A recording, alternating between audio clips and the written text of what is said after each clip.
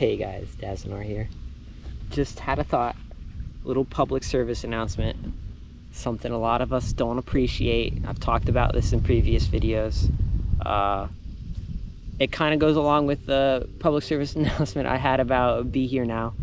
But it's a little different. It's more like be in the past. Like your surroundings, where you are. Not only are we no longer connected to them largely, many of us don't even relate to the sun patterns for sleep anymore. We have our own sleeping patterns. But not only that, but like I've speak in other videos, we've lost our connection with what was here, the ecology that was here. This didn't used to be some lake, right? Like, I don't know where you live. Here in Florida, I know we have so many retention ponds.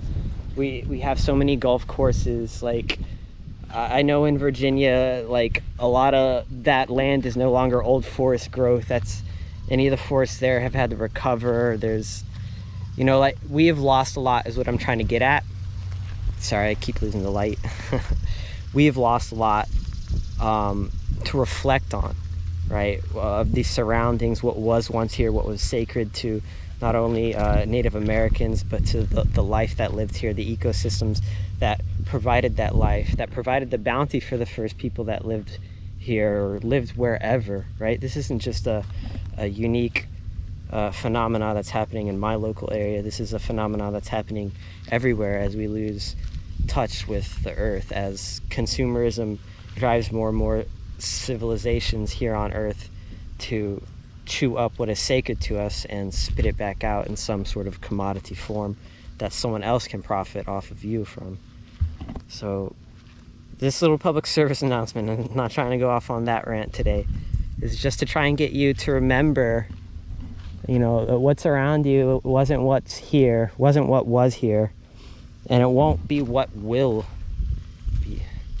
This isn't what's gonna be here too, right? And this wasn't what was here, right? How long do you think these houses that we have we're gonna keep them here?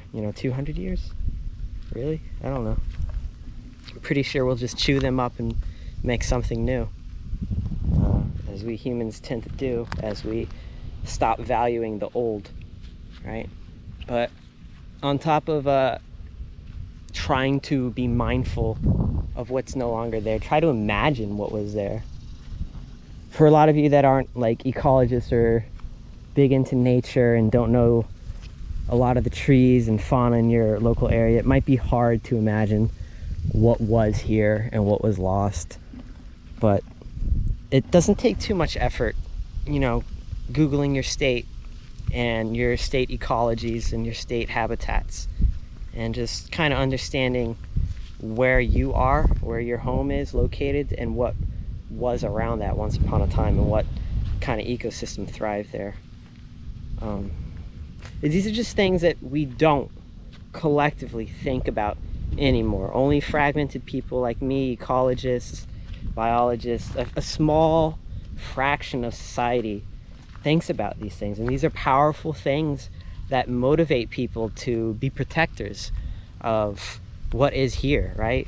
And because so many people are no longer connecting to that idea, the protector drive is quickly evaporating. Apathy is taking over. We're polluting and not cleaning up after ourselves and just kicking the can down the line. And that type of mentality doesn't hold up very well when you try and put yourself, into past ecosystems that, you get a shock that, oh my gosh, we did this, like maybe we should hold back. You're mindful of how kind of much of an effect and how mighty the human mind can be on a system. So I don't know, that's what I get from it when I think of the past ecosystems and what were there, and like, what does that do for me? And for one, it's awe, like just knowing that this wasn't a lake, this was a cypress dome. This whole thing It was just a cypress forest. There weren't hills here.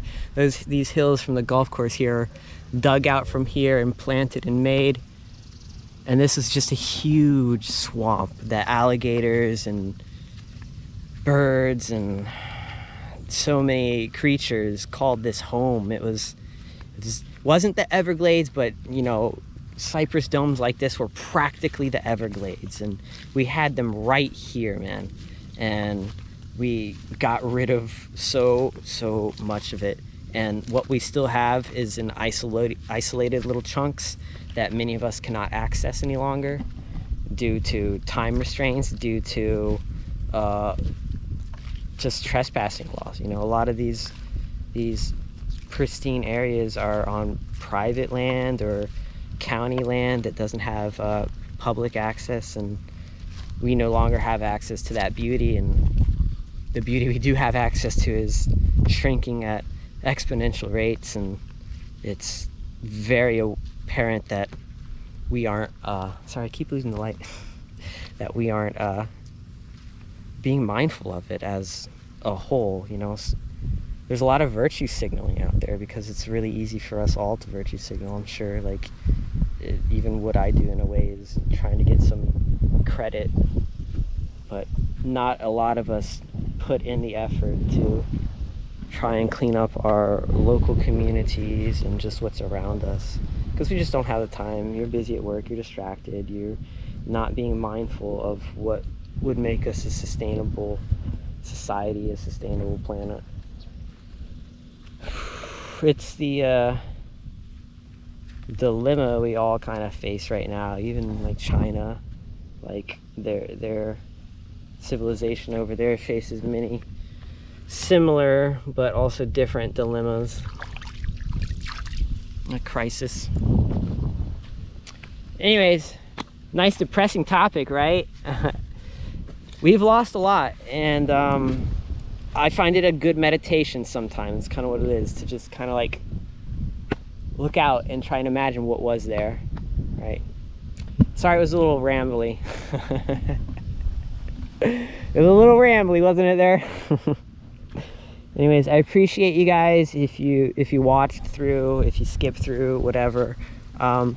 Leave some comments. You don't have to leave comments. Leave a like. I really like the likes because they help the YouTube algorithm. That's just what everyone says, so I say it now too, right? It just helps the YouTube algorithm. I don't really care. I don't think the YouTube algorithm is helping my channel, right? So, but seeing those likes definitely, you know, starts that serotonin in me. So if you want to give me a free kick of serotonin, hey, I love you.